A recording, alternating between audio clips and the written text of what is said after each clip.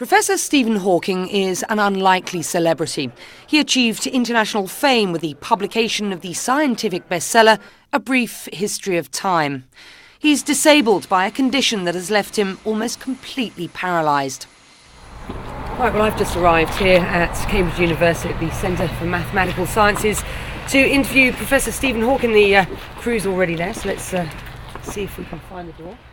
I started by asking whether his theories and beliefs had changed much in the last 20 years. Over the last 20 years, observations have to a large extent confirmed the picture I painted in A Brief History of Time. The one major development that was not anticipated was the discovery that the expansion of the universe is accelerating now, rather than slowing down. However, it fits in very well. I now understand why the universe is the way it is. We live in the most probable of all possible worlds. Why is your outlook for humanity so pessimistic, and what are your solutions? I see great dangers for the human race. There have been a number of times in the past when its survival has been a question of touch and go. The Cuban Missile Crisis in 1963 was one of these. The frequency of such occasions is likely to increase in the future. We shall need great care and judgment to negotiate them all successfully. But I'm an optimist. If we can avoid disaster for the next 2 centuries, our species should be safe as we spread into space. Go ahead, Charlie.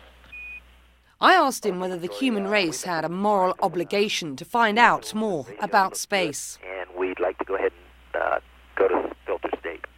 I don't think the human race has a moral obligation to learn about space, but it would be foolish and short-sighted not to do so. It may hold the key to our survival.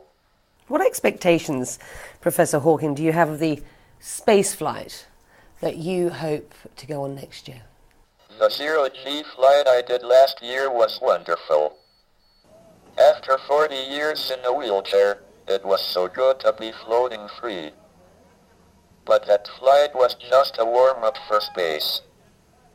The real thing should be much better and last much longer. The sky will be black and the stars will shine brightly. I'm a bit worried about the high G-forces on the way up and down, but I coped with them okay on the zero-G flight. And with that, we thank you very much indeed for your time. Thank you.